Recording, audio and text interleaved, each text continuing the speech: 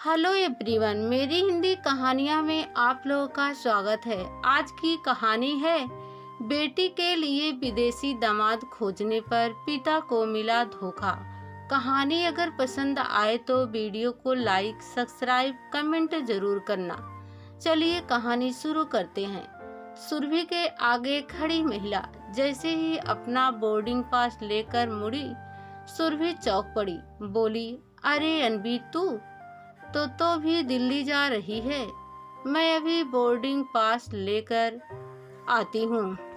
उनकी बातें सुनकर काउंटर पर खड़ी लड़की मुस्कुराई। आप दोनों को साथ ही सीटें दे दी हैं। Have a nice time. धन्यवाद, कह सुरभि इंतजार करती अनवी के पास आई।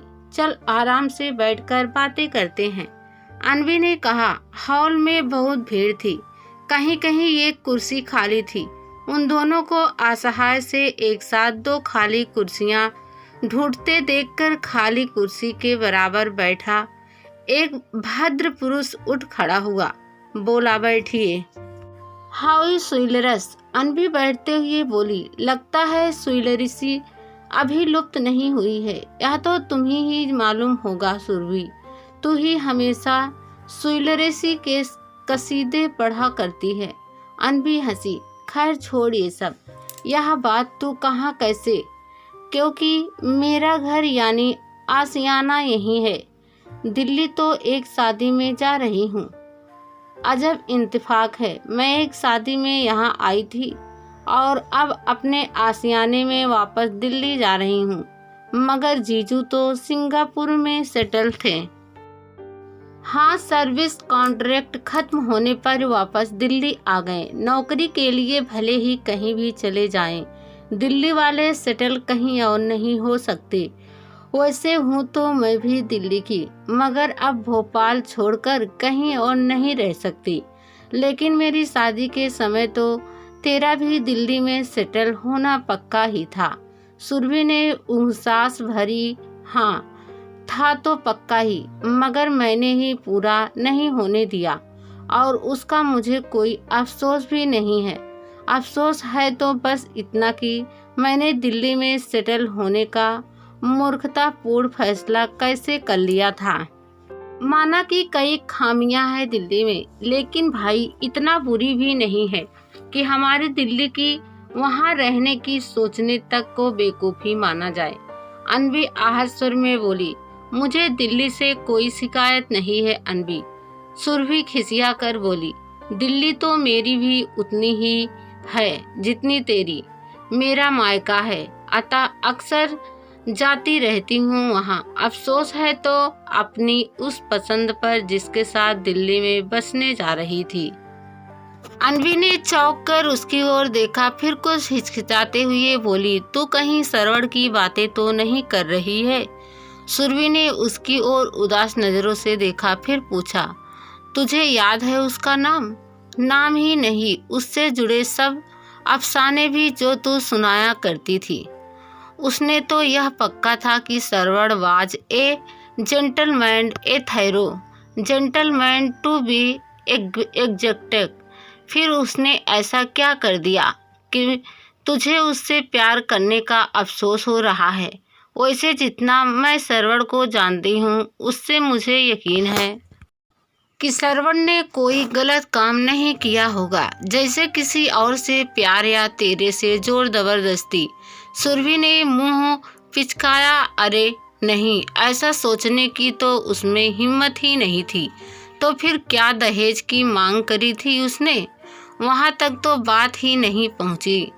उससे पहले ही उसका असली चेहरा दिख गया और मैंने उससे किनारा कर लिया। सुरभि ने फिर गहरी सांस खींची, कुछ और उल्टी सीधी अटकल लगाने से पहले पूरी बात सुनना चाहेगी। जरूर, बशर्ते कोई ऐसी व्यक्तिगत बात ना हो जिसे बताने में तुझे कोई संकोच हो। संकोच वाली तो खैर कोई बात ही नहीं है, समझने की बात है जो तू ही समझ सकती है, क्योंकि तूने अभी अभी कहा कि मैं सिविलरी के कसीदे पढ़ा करती है। इसी बीच फ्लाइट के आधा घंटे लेट होने की घोषणा हुई। अब टुकड़ों में बात करने के बजाय सुरभि पूरी कहानी ही सुना दे। मेरा सरवण की तरफ झुकाव उसके शालीन व्यवहार से प्रभावित होकर हुआ था। अक्सर लाइब्रेरी में वह ऊंची शेल्फ से मेरी किताबें निकालने और रखने में बगैर कहे मदद करता था। प्यार कब और कैसे हो गया पता ही नहीं चला। चूंकि हम एक ही बिरादरी और अस्तर के थे, इसलिए सरवण का कहना था कि सही समय पर सही तरीके से घर वालों को बताएंगे तो शादी में कोई रुकावट नहीं आएगी। मगर किसी और ने चुंगली कर दी तो मुश्किल होगी। हम संभल कर रहेंगे। प्यार के जज्बे को दिल में समेट रखना तो आसान नहीं होता। अतः मैं तुझे सब बताया करती थी। फाइनल परीक्षा के बाद सरवण के कहने पर मैंने उसके साथ फर्नीचर डिजाइनिंग का कोर्स ज्वाइनिंग किया था।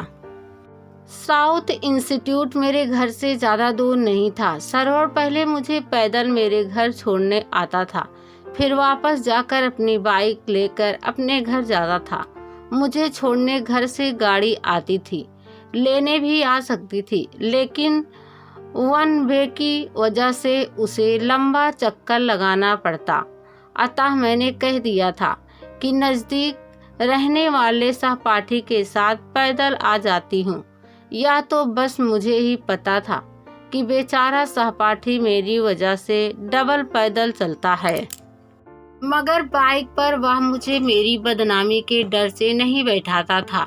मैं उसकी इन्हीं बातों पर मुग्ध थी। वैसे और सब भी अनुकूल ही था। हम दोनों ने इंटीरियर डेकोरेशन का कोर्स किया। सरवण के पिता फर्निशिंग का बड़ा शोरूम खोलने वाले थे, जिसे हम दोनों का संभालना था। सरवण का कहना था कि रिजल्ट निकलने के तुरंत बाद वह अपनी भाभी से मुझे मिलवाएगा और फिर भाभी मेरे घर वालों से मिलकर कैसे क्या करना है तय कर लेंगी। लेकिन उससे पहले ही मेरी मामी मेरे लिए अपने भांजे राजीव के रिश्ते लेकर आ गई। राजीव आर्किटेक्ट था और ऐसी लड़की चाहता था जो उसके व्यवसाय में हाथ बटा सके। मामी द्वारा दिया गया मेरा विवरण राजीव को बहुत पसंद आया और उसने मामी से तुरंत रिश्ता करवाने को कहा। मामी का कहना था कि नवाबों के शहर भोपाल में सुरभि को अपनी कला के पारखी मिलेंगे और वह खूब तरक्की करेगी। मामी के जाने के बाद मैंने माँ से कहा कि दिल्ली जितने कला पारखी और दिलवाले कहीं और नहीं मिलेंगे, अतः मेरे लिए तो दिल्ली में रहना ही ठीक होगा। माँ बोली कि वह स्वयं भी मुझे दिल्ली में ही ब्याहना चाहेगी, लेकिन दिल्ली में राजीव जैसा उपयुक्त वर भी तो मिलना चाहिए। तब मैंने उन्हें सरवण के बारे में सब बताया। माँ ने कहा कि मैं सरवण को उनसे मिलवा दूं। अगर उन्हें लड़का जचा तो वे पापा से बात करेंगी। दोपहर में पड़ोस में एक फंक्शन था। वहां जाने से पहले माँ ने मेरे गले में सोने की चेन पहना दी थी। मुझे भी पहननी अच्छी लगी और इंस्टीट्यूट जाते हुए मैंने चेन उतारी नहीं। शाम को जब सरवण रोज की तरह मुझे छोड़ने आ रहा था तो मैंने उसे सारी बात बताई और अगले दिन अपने घर आने को कहा। कल क्यों, अभी क्यों नहीं? अगर तुम्हारी मम्मी कहेंगी तो तुम्हारे पापा से मिलने के लिए भी रुक जाऊंगा। सरवण ने उतावली से कहा। तुम्हारी बाइक तो डिजाइनिंग इंस्टीट्यूट में खड़ी है, खड़ी रहने दो। तुम्हारे घर वाले से मिलने के बाद जाकर उठा लूंगा। तब तक अगर कोई और ले गया तो अभी जाकर ले आओ ना। ले जाने दो, अभी तो मेरे लिए तुम्हारे मम्मी पापा से मिलना ज़्यादा ज़रूरी है। सुनकर मैं भाव विभोर हो गई और मैंने देखा नहीं कि बिल्कुल करीब 2 गुंडे चल रहे थे, जिन्होंने मौका लगते ही मेरे गले से चैन खींच ली। इस छीना झपटी में मैं चिल्लाई और नीचे गिर गई, लेकिन मेरे साथ चलते सरवण ने मुझे बचाने की कोई कोशिश नहीं करी। मेरा चिल्लाना सुनकर जब लोग इकट्ठे हुए और किसी ने मुझे सहारा देकर उठाया तब भी वह मूक दर्शक बना देखता रहा। और जब लोगों ने पूछा कि क्या मैं अकेली हूँ, तो मैंने बड़ी आस से सरवण की ओर देखा, लेकिन उसके चेहरे पर पहचान का कोई भाव नहीं था। एक प्रौढ़ दंपत्ति के कहने पर कि चलो हम तुम्हें तुम्हारे घर पहुंचा दे, सरवर तुरंत वहां से चलता बना। अब तू ही बता, एक कायर की सिल्वरस हीरो समझकर उसकी सिल्वरी के करिश्ते पढ़ने के लिए मैं भला खुद को कैसे माफ कर सकती हूँ। राजीव के साथ मैं बहुत खुश हूँ, पूर्णतया संतुष्ट, पर जब तब खासकर जब राजीव मेरी दूरदर्शिता और बुद्धिमत्ता की तारीफ करते हैं तो मुझे बहुत ग्लानि होती है और यह मूर्खता मुझे बुरी तरह कचोटती है। इस हादसे के बाद सरवण ने तुझसे संपर्क नहीं किया? कैसे करता, क्योंकि अगले दिन से मैंने डिजाइनिंग इंस्टीट्यूट जाना ही छोड़ दिया। उस जमाने में मोबाइल तो थे नहीं और घर का नंबर उसने कभी लिया ही नहीं था। माँ के पूछने पर कि मैं अपनी पसंद के लड़के से उन्हें कब मिलवाऊंगी, मैंने कहा कि मैं तो मजाक कर रही थी। माँ ने आश्वस्त होकर पापा को राजीव से रिश्ता पक्का करने को कह दिया। राजीव के घर वालों को शादी की बहुत जल्दी थी, अतः रिजल्ट आने से पहले ही हमारी शादी भी हो गई। आज तुझसे बात करके दिल से एक बोझ सा हट गया अनबी। लगता है अब आगे की जिंदगी इत्मीनान से जी सकूंगी, वरना सब कुछ होते हुए भी अपनी मूर्खता की फांस हमेशा कचोटती रहती थी। तभी यात्रियों की सुरक्षा जांच के लिए बुला लिया गया। प्लेन में बैठकर सुरभि ने कहा, मेरा तो पूरा कच्चा चिट्ठा सुन लिया, पर अपने बारे में तूने कुछ बताया ही नहीं। दिल्ली से एक अखबार निकलता है, दैनिक सुप्रभात। दैनिक सुप्रभात तो दर्शकों से हमारे घर में आता है। सुरभि बीच में ही बोली, अभी भी दिल्ली जाने पर बड़े शौक से पढ़ती हूँ, खासकर हस्तियाँ वाला पन्ना। अच्छा सुप्रभात मेरा दादा ससुर ने आरंभ किया था, अब मैं अपने पति के साथ उसे चलाती हूँ। हस्तियाँ स्तंभ मेरा ही विभाग है। हस्तियों की तस्वीर क्यों नहीं छापते आप लोग? यह तो पापा को ही मालूम होगा, जिन्होंने यह स्तंभ शुरू किया था। यह बता मेरे घर कब आएगी? तुझे हस्तियों के पुराने संकलन भी दे दूंगी। शादी के बाद अगर फुर्सत मिली तो जरूर आऊंगी, वरना अगली बार तो पक्का। मेरा भोपाल का पता ले ले, संकलन वहां भेज देना। मुझे तेरा यहाँ का घर मालूम है, तेरे जाने से पहले वहीं भिजवा दूंगी। दिल्ली आकर सुरभि बड़ी बहन के बेटे की शादी में व्यस्त हो गई। जिस शाम को उसे वापस जाना था, उस रोज सुबह उसे अनबी का भेजा पैकेट मिला।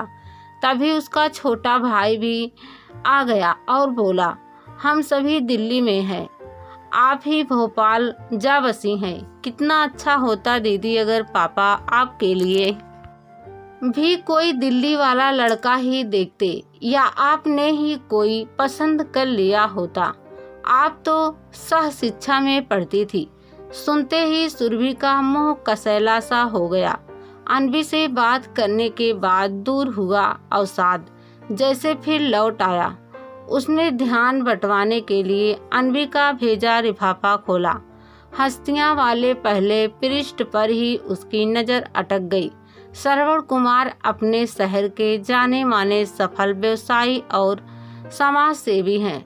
जरूरतमंदों की सहायता करना इनका कर्तव्य है। अपनी आय और जान की परवाह किए बगैर इन्होंने जवान मंचलों से एक युवती की रक्षा की, जिसमें गंभीर रूप से घायल होने पर अस्पताल में भी रहना पड़ा। लेकिन अहम और अभिमान से यह सर्वथा अछूते हैं। हमारे प्रतिनिधि के पूछने पर ही उन्होंने अपनी जान जोखिम में क्यों डाली। उनकी एक आवाज पर मंदिर के पुजारी व अन्य लोग लड़ने मरने को तैयार हो जाते, तो उन्होंने बड़ी सादगी से कहा, इतना सोचने का समय ही कहाँ था। और सच बताऊं तो यह करने के बाद मुझे बहुत शांति मिली है। कई दशक पहले एक ऐसा हादसा मेरी मित्र और सहपाठिनी के साथ हुआ था। चाहते हुए भी मैं उसकी मदद नहीं कर सकता था। एक अनजान मूर्ख दर्शक की तरह सब देखता रह गया था। मैं नहीं चाहता था कि किसी को पता चले कि वह मेरे साथ थी और उसका नाम मेरे से जुड़े और बेकार में उसकी बदनामी हो। मुझे चुपचाप वहां से खिसकते देखकर उसने जिस तरह से होठ सिकोड़े थे, मैं समझ गया था कि वह कह रही थी कि कायर। तब मैं खुद ही नज़रों में ही गिर गया और सोचने लगा कि क्या मैं उसे बदनामी से बचाने के लिए चुप रहा या सच में ही मैं कायर हूँ। जाहिर है उसके बाद उसने मुझसे कभी संपर्क नहीं किया। मैं यह जानता हूँ कि वह जीवन में बहुत सुखी और सफल है। सफल और संपन्न तो मैं भी हूँ। बस अपनी कायरता के बारे में सोचकर ही दुखी रहता था। पर आज इस अनजान युवती को बचाने के बाद लग रहा है कि मैं कायर नहीं हूँ, सुरभि और नहीं पढ़ सकी। एक अजीब सी संतुष्टि की अनुभूति में वह यह भी भूल गई कि उसे सुकून देने को ही अनगिनत हस्तियाँ कॉलम के संकलन भेजते थे और एक मनगढ़ंत कहानी छापना अन्वी के लिए मुश्किल नहीं था।